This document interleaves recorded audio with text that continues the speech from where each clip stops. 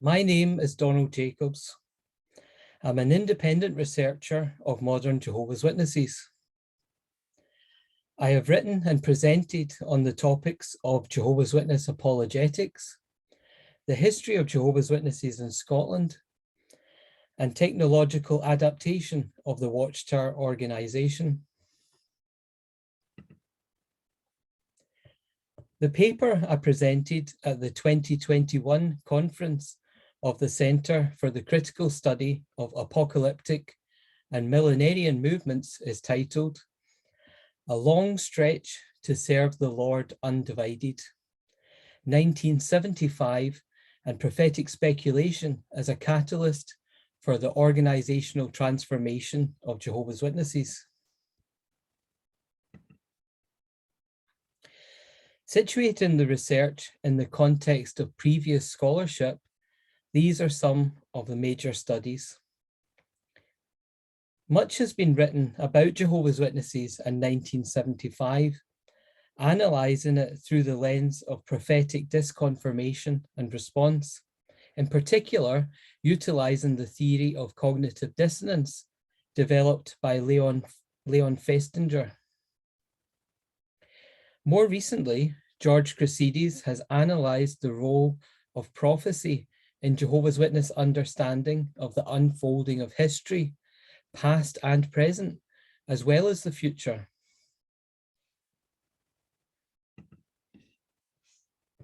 So, is there anything new to be said about Jehovah's Witnesses in 1975?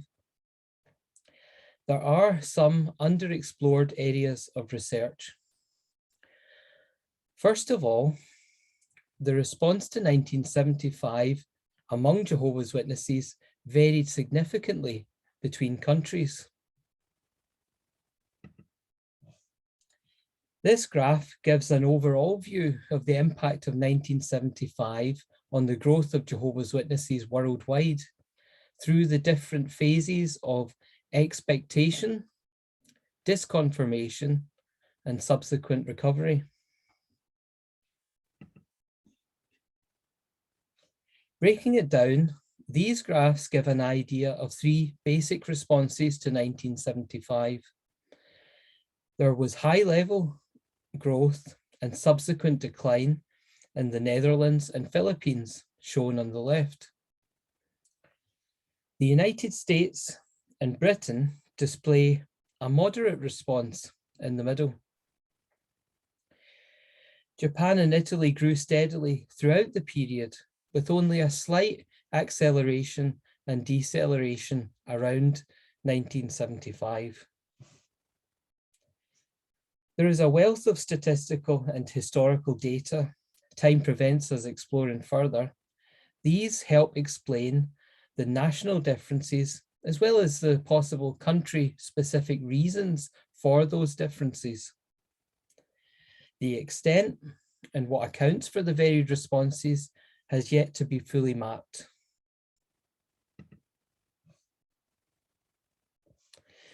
Moving to historical and textual analysis, focus has centered on the explosion of preaching activity in the 10 years leading up to 1975. This paper redirects attention to the long-term germination and impact of 1975 speculation in Jehovah's Witness history. More generally, this is a plea to expand consideration of 1975 beyond models of prophecy and cognitive dissonance, and to situate and analyse 1975 within the context of Jehovah's Witness history and organisational development. Jehovah's Witnesses were cautious in their publications about 1975. They never stated that Armageddon would arrive that year.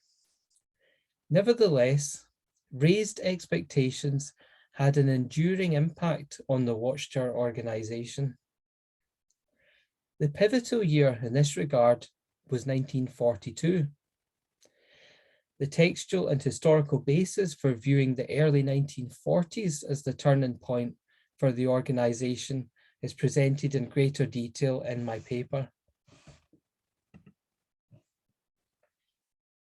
Upon the death of Watchtower President Joseph Rutherford during the Second World War, dynamic and effective new leadership emerged in the partnership of the new Watchtower President, Nathan Knorr, and Vice President, Frederick Franz. Watchtower literature now pointed to the 1970s as scripturally signposted. Knorr announced at the 1942 Summer Convention that World War II would not culminate in Armageddon, as Rutherford had supposed. Instead, the new president declared that a period of peace would ensue, and Jehovah's Witnesses must prepare for a great preaching campaign. The 1944 Watchtower exhorted Jehovah's Witnesses not to be discouraged, that it is a long stretch to serve the Lord, continuous and undivided, until the 1970s. Knorr and Franz grasped this opportunity with enthusiasm. With this prospect of 3 decades to prepare the New World Society of believers before Armageddon, they initiated wide-ranging changes. Watchtower set up congregational training in the Theocratic Ministry School. The Watchtower Bible School of Gilead for missionaries was established, and new branches worldwide, and a vast international infrastructure for translating and publishing their books, magazines, brochures, and tracts. The period was also characterized by reflection on the basis of Jehovah's Witness theology, including the production of their own translation of the Bible, the New World Translation. These organizational developments contextualize the expectations for 1975 within the historical development of Jehovah's Witnesses throughout the second half of the 20th century. The innovations of the 1940s aided global expansion up to 1975, including, but not limited to, the decade of intense activity and growth immediately leading up to 1975. Although a brief period of decline followed 1975, the structures the Watchtower organization had assembled in the post-war period enabled relative stability through disconfirmation following 1975.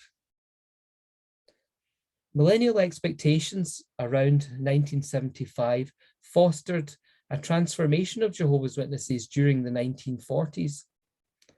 This left a deeper and more enduring mark than short-term enthusiasm surrounding the actual date itself. During the discussion following the presentation, 3 areas for further research were suggested by audience members. How does the impact of 1975 compare with other dates that Jehovah's Witnesses have promoted, in particular 1914 and 1925? Were those who left the movement following 1975 predominantly new converts or long-term members? And did the visit of Watchtower's own servants in particular countries impact the level of expectation for 1975, such as Frederick Franz's visit to the Australian branch?